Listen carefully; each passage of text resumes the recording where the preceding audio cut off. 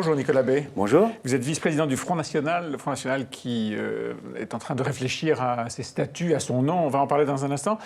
Mais d'abord, on va parler de ces 100 412 demandeurs d'asile qui ont déposé une demande en 2017, record battu.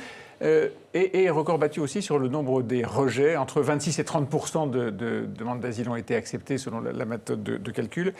Est-ce que vous dites c'est bien de refuser de plus en plus d'entrées, ou est-ce que vous dites c'est quand même un vrai problème qu'il y ait de plus en plus de demandes d'asile? Il y a un vrai problème, c'est que l'asile, qui au départ vise à permettre d'accueillir des gens qui sont persécutés personnellement dans leur pays d'origine, ou physiquement, à raison de leur opinion politique, philosophique, religieuse, eh bien cette filière de l'asile, elle a été totalement dévoyée. Aujourd'hui, elle est devenue une filière à part entière de l'immigration, et notamment de l'immigration clandestine, puisqu'on a des personnes qui arrivent, qui demandent l'asile, qui, comme vous le dites, bien souvent ne l'obtiennent pas. Mais là, on n'est pas dans la clandestinité. La clandestinité, c'est après, éventuellement. Oui, c'est-à-dire qu'ils viennent souvent clandestinement, ils font ensuite une demande d'asile, et quand ils l'obtiennent, parce que les critères sont de plus en plus laxistes, eh bien, ça leur permet de rester. Et lorsqu'ils ne l'obtiennent pas, ce qui est à peu près les 2 tiers des cas, eh bien, ils ne sont pas expulsés, puisqu'un rapport de la Cour des comptes, il y a un peu plus d'1 an, nous disait que 94% de ceux qui sont déboutés du droit d'asile ne sont pas ensuite reconduits dans leur pays d'origine. C'est-à-dire que tôt ou tard, non seulement ils restent, mais tôt ou tard, ils sont régularisés, puis même souvent, au bout de quelques années, et sans avoir fait le moindre effort d'assimilation, ils sont naturalisés. Mais ce qu'on a vu aussi dans ces chiffres, et c'est très frappant, c'est que le premier pays pourvoyeur de demandeurs d'asile en France, c'est l'Albanie. Ça montre bien devant l'Afghanistan. Ça montre bien que l'immense majorité de ces demandeurs d'asile, en réalité, ne fuient pas la guerre comme on a essayé de le faire croire aux Français. C'est les Albanais qui sont le plus rejetés, en tout cas qui sont le plus refoulés dans leur demande d'asile. Oui, mais d'une manière générale, quand on regarde le premier pays... des demandeurs d'asile albanais sont rejetés. Le premier pays, c'est l'Albanie. Le second, c'est l'Afghanistan. Le troisième, c'est Haïti. Voilà.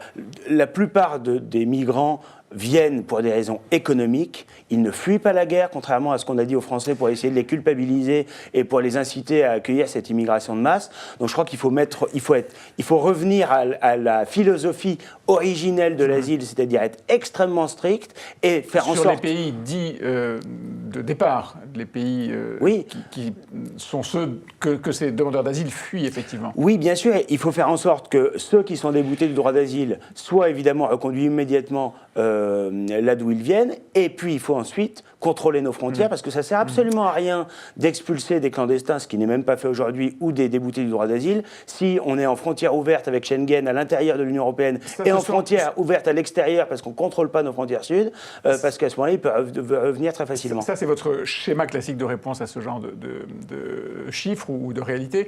Les associations qui militent pour humaniser l'accueil ou pour ouvrir davantage les frontières en France sont très remontées contre le gouvernement et l'accusent d'avoir durci sa position, en tout cas d'essayer d'appliquer une politique qui n'était pas celle qu'avait promise Emmanuel Macron. Est-ce que vous reconnaissez au moins que ce gouvernement a durci sa politique vis-à-vis de l'immigration par rapport à ce que vous pouviez imaginer une fois qu'Emmanuel Macron a été élu? Malheureusement non, dans les mots c'est vrai, on a vu Emmanuel Macron parler comme Michel Rocard il y a 30 ans à Saint-Laurent-du-Maroni, nous expliquant qu'on ne pouvait pas accueillir toute la misère du monde. Mais en pratique, c'est pourtant bien ce qui se passe. Le gouvernement nous dit on va veiller à ce que ceux qui sont déboutés du droit d'asile par exemple soient expulsés, mais on ne s'en donne absolument pas les moyens, notamment on ne construit pas les centres de rétention qui permettent de créer les conditions pour l'expulsion. Donc vous dites quoi, l'intention commence à être là, mais les faits ne le sont pas? Oui, je ne pense même pas qu'il y ait la véritable intention. Il y a une intention de communication. Théâtre politique? Oui, c'est du théâtre politique, c'est de la communication pure, on ne va pas au-delà. Quand Gérard Collomb fait face à une forme de fronde au sein de la République En Marche, avec même des députés qui prennent la parole publiquement dans l'enceinte de l'Assemblée pour dénoncer la politique du gouvernement, c'est du théâtre? Oui, je pense que c'est du théâtre, et je pense qu'il pense d'ailleurs, peut-être avec un peu de naïveté, que le gouvernement est en train effectivement de prendre des mesures qui sont fermes, et ça n'est pas le cas. Et je vais vous donner un exemple et un chiffre. 7 millions d'euros supplémentaires dans le cadre de diminuer, 7 millions d'euros de moins pour lutter contre l'immigration clandestine, et pendant l'été, 300 millions d'euros de plus accordés dans le budget d'accueil des migrants. Donc on voit très bien que la réalité des chiffres du gouvernement, c'est exactement le contraire des propos d'Emmanuel Macron. Parce qu'il y a un flot de migrants qui est évidemment supérieur à ce qu'il était il y a 5 ou 10 ans.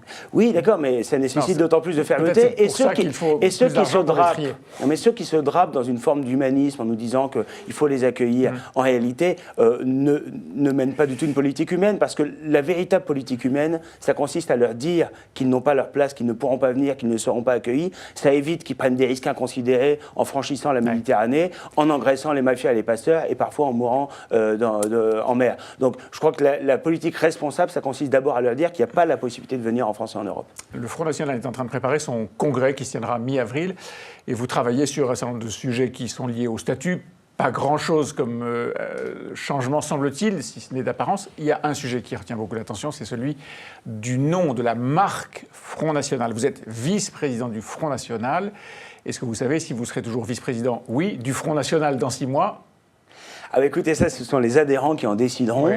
Parce que c'est pas Marine Le Pen qui en décide ? Non, Marine Le Pen, elle est présidente du Front National. Marine Le Pen, elle a dit qu'elle était pour le changement, et il semble que les militants soient plus partagés. Donc, au fond, c'est le chef qui décide. Je trouve ça assez sain qu'il y ait un débat, et c'est parfaitement normal quand même que la présidente sortante du Front National, qui est à nouveau candidate d'ailleurs, exprime son opinion. Bon, c'est elle qui décidera. Non, quand on mène un processus de refondation, c'est le cas aujourd'hui, il est normal de mettre tous les sujets sur la table. Ouais. On parle de stratégie, on parle d'organisation, et les statuts, c'est moins anecdotique d'ailleurs qu'on ne le pense peut-être. On parle évidemment de la ligne politique, de la façon de formuler notre projet pour être encore plus attractif, encore plus rassembleur demain. Et évidemment, eh bien, le changement de nom, c'est un vrai sujet. Nos adhérents sont amenés à s'exprimer là-dessus. On ne sait pas encore de façon très claire quel est voilà, leur sentiment, mais il y a un sujet parce que cette refondation, elle peut être symbolisée notamment par un certain nombre de décisions, dont un changement de nom.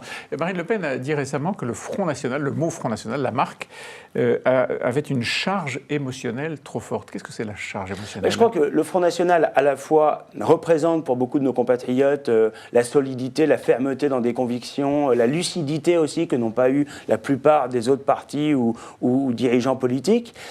Et en même temps, bien sûr, c'est vrai, le Front National a été souvent insulté, vilipendé, présenté tel qu'il n'est pas, ça, c'est pas une charge émotionnelle pour caricaturé, et du coup, il y a beaucoup de nos compatriotes qui ont parfois une vision totalement erronée de ce qu'est le Front National. Est-ce que émotion veut dire peur ou rejet ?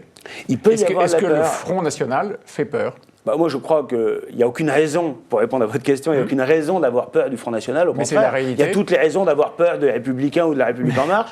Mais c'est la réalité, c'est ça. Est-ce que Marine Le Pen, quand elle dit le Front National a une charge émotionnelle trop forte, ça veut dire que le Front National fait encore peur ? Ce mot, ce nom, est-ce que ça traîne avec lui ? Moi, je crois que la diabolisation insupportable dont on a été l'objet, qui est une injustice profonde, conduit un certain nombre de nos compatriotes, il faut être lucide, à avoir peur de bonne foi du Front National. Ils ont tort, ils ne devraient pas. Et donc ils devraient analyser notre projet et se rendre compte évidemment qu'il est en phase avec leurs préoccupations, avec ce qui est nécessaire pour la France. Et il n'y a aucune raison d'avoir évidemment peur du Front National ou de ses dirigeants ou de ses représentants ou de ses élus.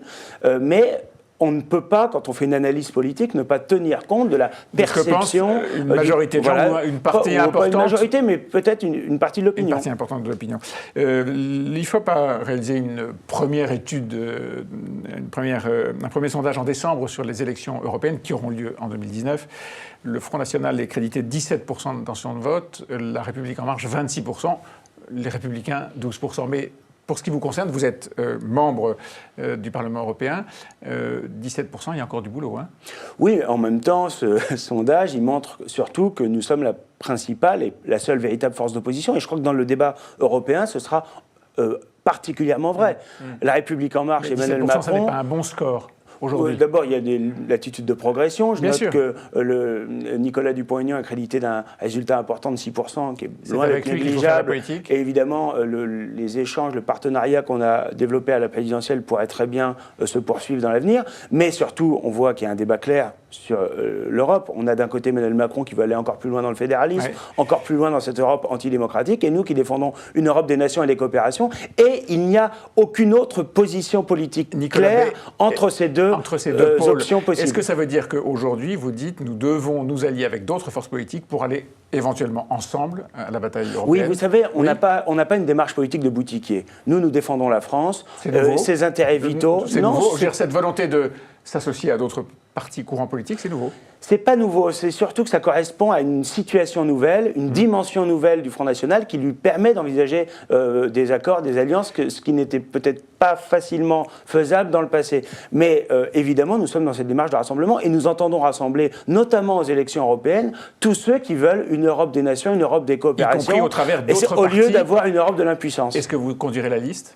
Oh bah écoutez, ça, ce sont à la fois nos instances et le mouvement qui en décidera. En tout cas, ce n'est pas Marine Le Pen qui le fera. Marine Le Pen a indiqué qu'elle ne conduirait pas elle-même la liste, mais ça ne l'empêchera pas évidemment d'être en première ligne de la campagne. Et surtout, aujourd'hui, on travaille sur le projet et dans un deuxième temps viendra la question des candidatures et de l'organisation. Merci Nicolas Bay. Merci.